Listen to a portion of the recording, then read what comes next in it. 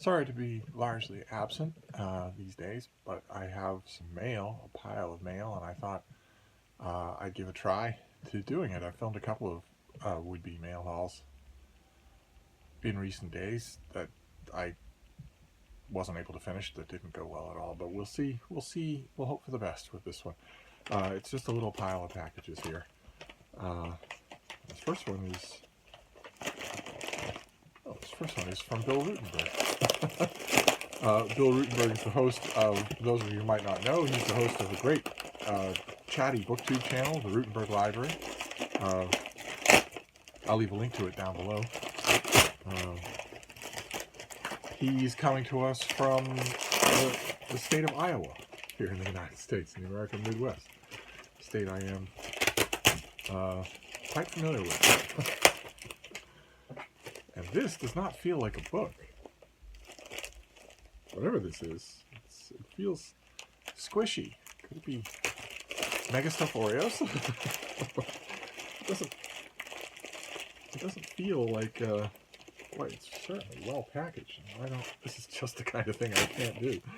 So let's give it a try. What is this?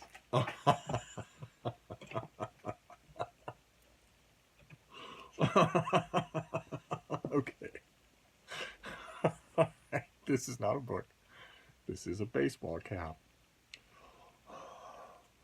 Because although Bill Ruttenberg has a great Booktube channel, he has gone astray in life. Booktube.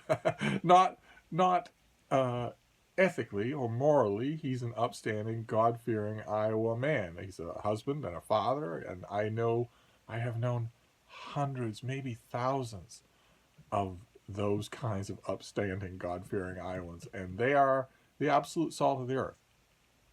They will give you the shirt off their back if you need it, and they'll also knock you on your keister if you get out of line with their loved ones.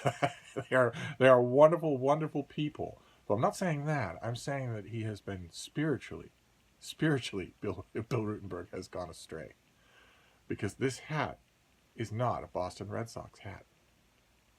Instead, he has fallen under the hypnotic sway of some mongrel fourth-rate baseball team, and apparently wants me to fall under that sway as well. Dare I adjust the Velcro on this to fit my enormous head and walk around in public wearing this? Dare I do that? I don't know.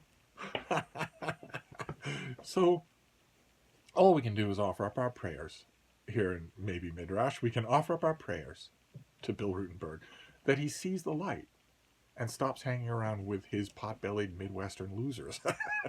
Instead, start hanging out with pot-bellied New England losers. Anyway, let's see. This next one is not from Bill Ruttenberg, but it also is awful lumpy. Feels fairly strange. Oh no, it's because there are many books in here. Oh, and they are mass markets. Oh, fantastic. Okay. St. Martin's Press has mailed these things, and ordinarily I squeal when St. Martin's Press sends me, occasionally they send me mass market romances, which I wish more people did. I wish I got mass market romances from all the people who publish them, but I always squeal a bit when I get them, and there's 3 mass market paperbacks in this envelope, and they aren't all romances. The first of them is a cozy murder mystery. So somebody at St. Martin's is either watching this channel or very much sensing my taste for escapist literature. So what have we got here? Oh my God. Maybe it's an in-joke. Maybe the publicist knows all too much about this channel. This is a cozy mystery coming out in late April called Perfectly Dead. A Whiskey, Tango, and Foxtrot mystery by Dixie Lyle. It's cat-centric, Booktube. And as usual with cozy murder mysteries, somewhere you're going to find that something is making a skull on the cover. Curiosity's a killer. It's a cat-oriented mystery. God help us. Deirdre Foxtrot Lancaster is back with her supernatural sidekicks Tango and Whiskey to unlock the mysteries of life, death, and murder. I can't remember, one of you I think sent me an email just recently saying that the very prospect of cats helping to solve murder mysteries made you want to vomit. when zillionaires, when zillionairess Zelda Zoransky throws a party, she means business. Assistant extraordinaire Deirdre Foxtrot Lancaster knows she's in for a night when anything can and will happen. The evening's festivities include a high-stakes game between two escape artists locked in a bitter rivalry. The magic turns tragic when one of the escape artists ends up dead. This is no disappearing act. It's murder. Okay. All right. Well, this aligns perfectly with a madcap idea that I've had while I've been flat on my back. I've had a madcap idea about something that we do on Booktube anyway, which is a Booktube swap meet is what I'd love to do. This is obviously right in the wheelhouse. So, for instance, Sarah, the Bookish Knitter. And maybe she's getting something that's right in my wheelhouse. Clearly, this should go to her. But in addition to, speaking of her, there are two romances as well from the folks at St. Martin. I imagine these are all going to be late April. Yes, these are late April. This next one is a cowboy romance. Those of you who watch Sarah's channel, I'll leave a link not only to the wayward, the tragically misled Bill Ruttenberg, but also I'll leave a link to Sarah's channel as well, the greatest romance channel on Booktube, I say, without fear of being contradicted. And those of you who watch her channel is mostly about romance novels, and if it doesn't cause the scales of condescension to fall from your eyes, if it doesn't at least tempt you to try one of these things, then you're made of stone. but those of you who watch her channel might notice the slight tremor that comes into her voice when she talks about contemporary cowboy romances. And that, unfortunately, that tremor was communicable, as I now feel it as well. This is by Donna Grant. Even I recognize that name. I've read a few books of hers that I really liked. And this is A Cowboy Kind of Love. And in real life, there is nothing romantic at all about a cowboy kind of love. Step on up, but honey, watch the cup. Do any of you know country music? Step on up, but honey, watch the cup. I'm spitting my dip tonight. That's a lyric from country music, and it's unvarnishedly honest. A cowboy kind of love is smelly. It has epic amounts of chaw, and it's rampantly misogynistic. There isn't anything. It's as mystifying to me as Amish love, and yet it's a super hot subgenre. So let's see what we have here. Okay, this is the next book in the Heart of Texas series. You can see that. Sarah's probably read this whole thing. I probably read one of them myself. This tells me what they are. Heart of Texas series. The Christmas Cowboy Hero, Cowboy Cross My Heart, My Favorite Cowboy, A Cowboy Like You, and Looking for a Cowboy. Oh, I think I read A Cowboy Like You. I think that's on this bookcase somewhere. I'll have to look and see. I'm way behind in ordering that bookcase to make all the authors together. Who Wants to Rodeo Again? A dashing cowboy gets his chance at romance. But see, that also is covered in country music. Garth Brooks, the great Garth Brooks, did a song called Rodeo, in which the man, the rodeo player, the rodeo star involved, stints his lover in order to chase the rodeo. Jace Wilder has been rebuilding his life since the love of his life, Taryn, up and left town unexpectedly. But when she mysteriously returns, Jace's dependable world comes crashing down.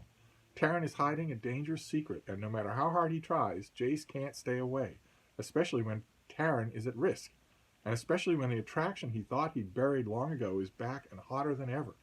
Will he be able to trust Taryn again?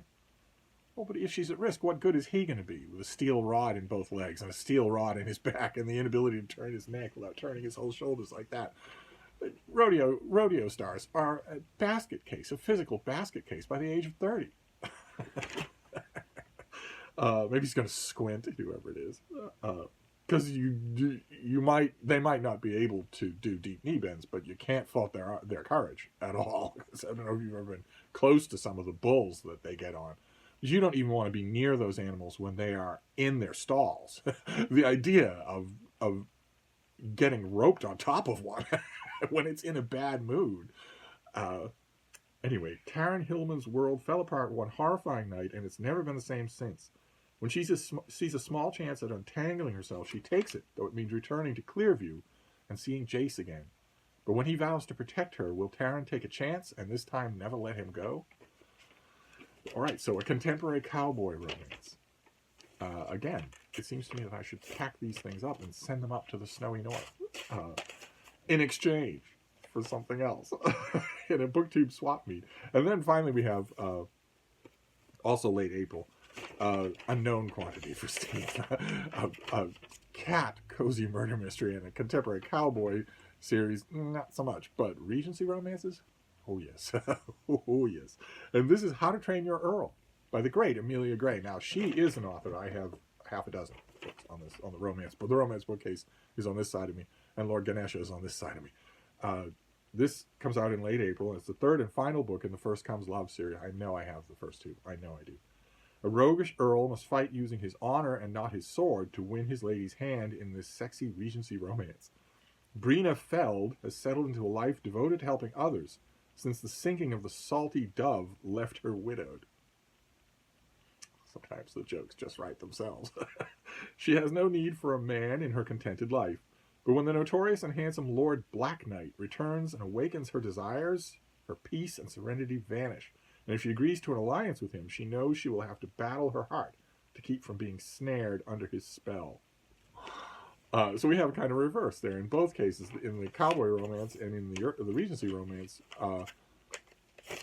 there's a settled life, a settled, orderly, and loveless life that is being blown to smithereens by the return of a key figure.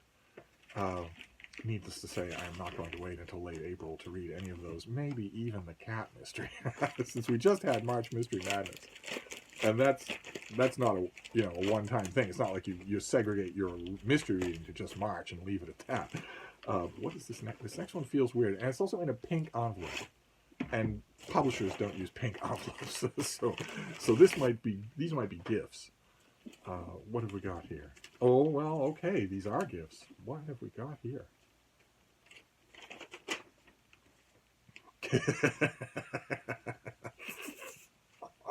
Comes with a note. My uncle told me to never give books to anyone. Never give these books to anyone, ever. But you have a rule, so I must obey. Who knows? Maybe these books are rubbish. I love it. All right, let's see what we have here. Oh, wow. Okay, this is the old Barnes & Noble series. Some of you remember these. Some of you remember what these look like. These are... they did a whole bunch of original anthologies. This is Murder Most Scottish. So we're right back in March Mystery Madness. I don't think I've read this one. But who do we have here? Yeah, see, there'll be Scottish authors that I won't know anything about. Oh, but there's an Arthur Conan Doyle story. There's an Elizabeth Farrar story. There's an Antonia Fraser story. Anybody else that I would know? James Hogg. Oh, there's a Michael Innes story. Fantastic. Ian Rankin, of course. They include something from Raphael Sabatini and Sir Walter Scott and Robert Louis Stevenson. All right. Well, this isn't going to be a rubbish collection. I can tell you that. I can tell you that without looking any further into it. But we've got some other things here. What else have we got? This one is a naked hardcover by Nabokov. King, Queen, Knave. Just that, with the faded name and then King, Queen, Knave. I just recently found Speak Memory by Nabokov for Mark at Richardson Reads and sent it posting on up to Vermont. And I found it at the Brattle Bookshop, and that's a joy. But I don't particularly like Nabokov. It's a joy when I find a book that I know somebody else wants at the Brattle and can send it up to them. But the added joy is that on Booktube, I'm surrounded by real readers, by readers who really know what they're talking about, or whose passions are completely catchy. Some of them. Some of their passions are just plain wrong. but yes, okay, it was great to find a Nabokov book from Mark at the Brattle and send it to him. But the inevitable byproduct of that is that I know readers like Mark or Britta or Jason when he was on Booktube, or a whole bunch of people on Booktube, and it's impossible to hold on to your old set, or at least for me, it's impossible to hold on to my old settled opinions on things when I know there's a reader like Mark out there who does like Nabokov, and I'm thinking, okay, well, maybe I should give him another try. And now I should give it a. Now I have a. All right, well, let's see what we have here. Of all my novels, this is a foreword by Nabokov. Of all, he's one of the only prominent Russian authors that I don't like. The only other, it's going to cause howls. Noah and every recent must converse is going to howl in outrage. But the only other prominent modern Russian author I tend not to like is Bulgakov. And maybe it's time that I revisited those. I am, as you may know, very firm in my opinions. I'm very firm in my judgments of things. But if there's one horse you can bet on, it's that the Russians are going to be brilliant at writing books. And so it seems a little strange. Well, let's see what we have here. Of all my novels, this bright brute is the gayest. Expatriation, destitution, nostalgia had no effect on its elaborate and rapturous composition. Conceived on the coastal sands of Pomerania Bay in the summer of 1927, constructed in the course of the following winter in Berlin, and completed in the summer of 1928, it was published there in early October by the Russian emigre house Slovo. It was my second Russian novel. I was 28. I had been living in Berlin on and off for half a dozen years. I was absolutely sure, with a number of other intelligent people, that sometime in the next decade we would all be back in a hospitable, remorseful Rasmussa blossoming Russia. In the autumn of the same year, Ullstein acquired German rights. The translation was made competently, as I was assured. And by the translator Siegfried von Wegerstack, whom I recall meeting in the beginning of 1929 when passing with my wife post-haste through Paris to spend Ullstein's generous advance on a butterfly safari in the Oriental Pyrenees. Okay, so Nabokov opens this book by saying that it is happy and that he wrote it when he was very young. Okay, I don't think I've ever read this book. I'll have to give it a try. If I'm not remembering it, then it'll come back to me in the first 50 pages. What have we got here? As usual, I wish to observe that, as usual, and as usual, several sensitive people I like will look huffy. The Viennese delegation has not been invited. If, however, a resolute Freudian manages to slip in, he or she should be warned that a number of cruel traps have been set here and there in the novel. Not a fan of Freud, I take it. Finally, the question of the title. King, Knave, Queen, King, Queen, Knave. Those three court cards, all hearts, I have retained, while discarding a small pair. The two new cards dealt me may justify the gamble, for I have always had an ivory thumb in this game. Tightly, narrowly, closely, through the smart of tobacco smoke, one edge is squeezed out. Frog's heart, as they say in Russian Gulch. And jingle bells. I can only hope that my good old partners, replete with full houses and straights, will think I am bluffing. Okay, well, that's from an introduction from 1967, so a long time after he wrote it. And then the third book here is... This is a crappy little science fiction paperback that I have not read. Mind Partner and 8 Other Novelettes from Galaxy Magazine, edited by H.L. Gold. So we have Nabokov and old science fiction. I'm sure this wasn't originally intended for Mark Richardson. Let's see who we have here. Mind Partner is by Christopher Anvil. I've never read any Christopher Anvil as far as I know. The Lady Who Sailed the Soul by Cordwainer Smith. Great. The Stentorian Luggage by Neil Barrett. Good Lord. Snuffles by R.A. Lafferty. The Sly Bugenhorp by William Morrison. Black Sword by A.J. Ofert. I've actually read that. I haven't read it in forever. Wow, it's going to be amazing. The Civilization Game by Clifford Seamack. The Hardest Bargain by Evelyn Smith. And finally, With Redfern on Capella 12 by Charles Satterfield. Okay, so plenty of authors in there that I don't know anything about. And a few that I do. Great. Fantastic. Well, they don't seem like rubbish to me. I'll give all of them a try. But let's keep going before my boiler runs low. We've got a couple more packages to do here, and then I will attempt a Steve period. What is this next one? These last two are from publishers, so I don't have to worry about. Oh, God help us! What is all this? Jeez Louise.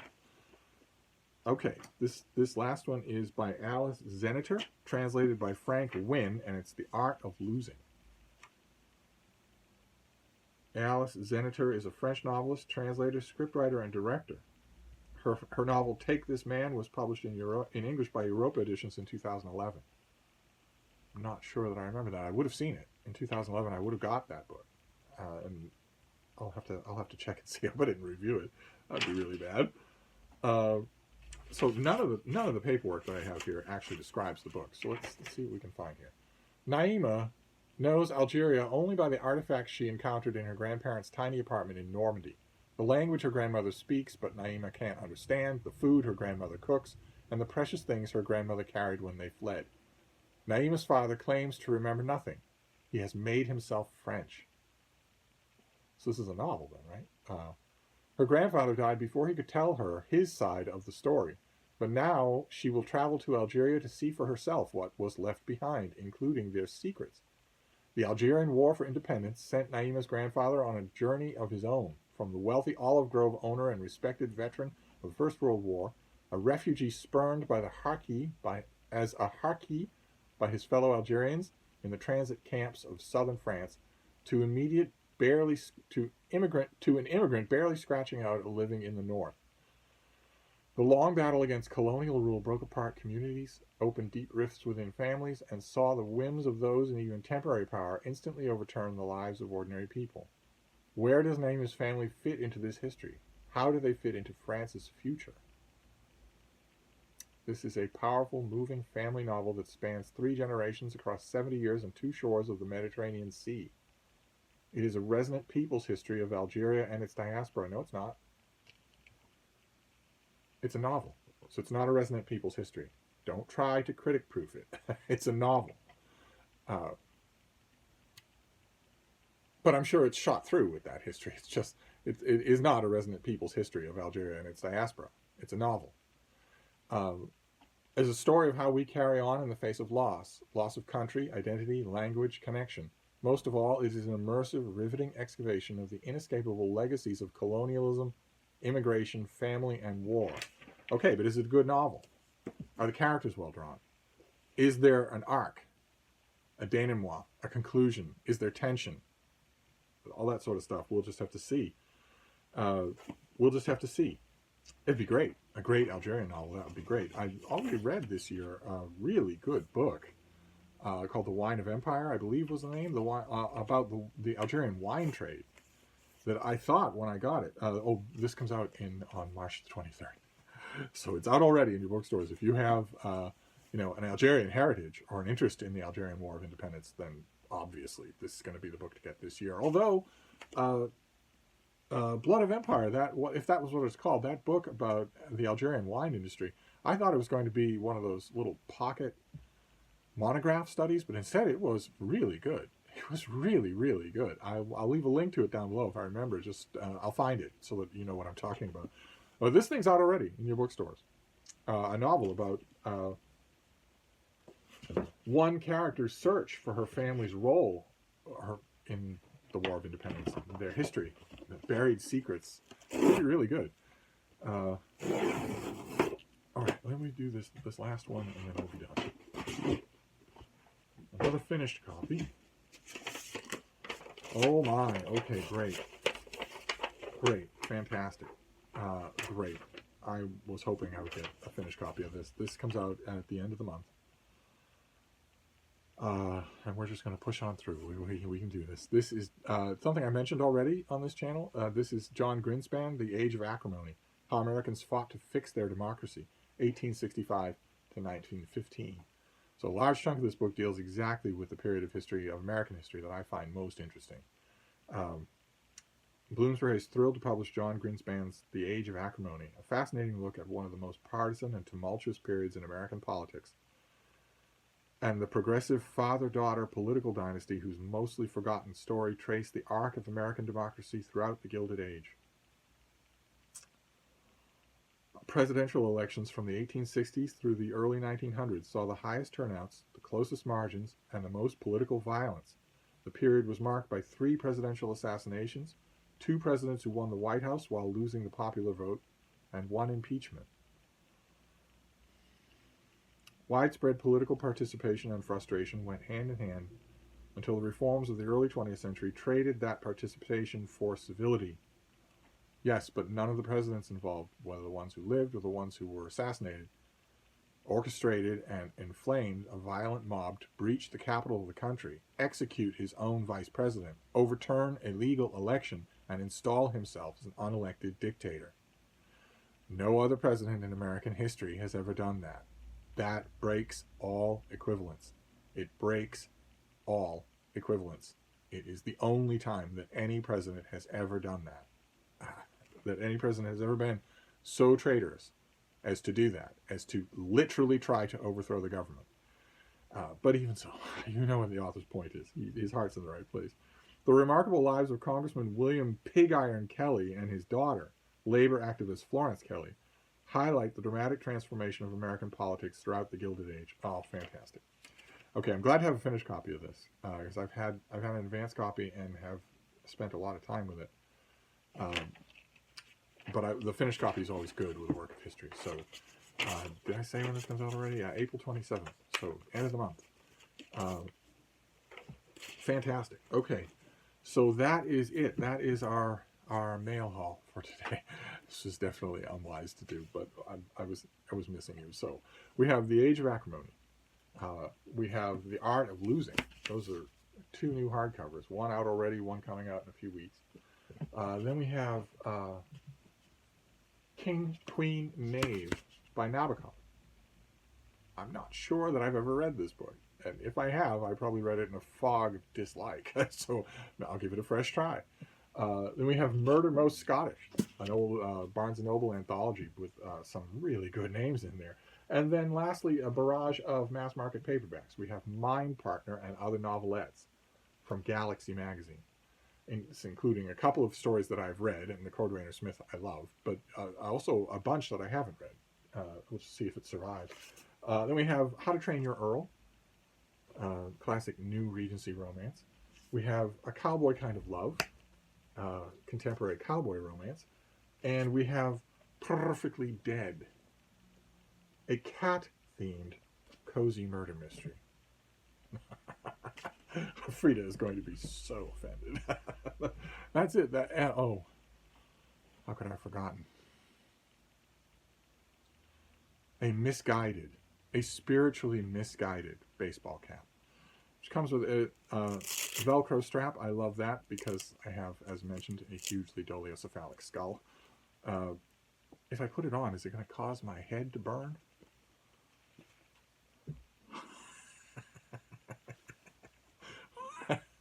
I'm going to have a word with Bill. There's no faulting his generosity, but he is on the wrong path in life. Anyway, that's it for now. I'm going to wrap this up, but I will see you as soon as I can. Thank you, Booktube.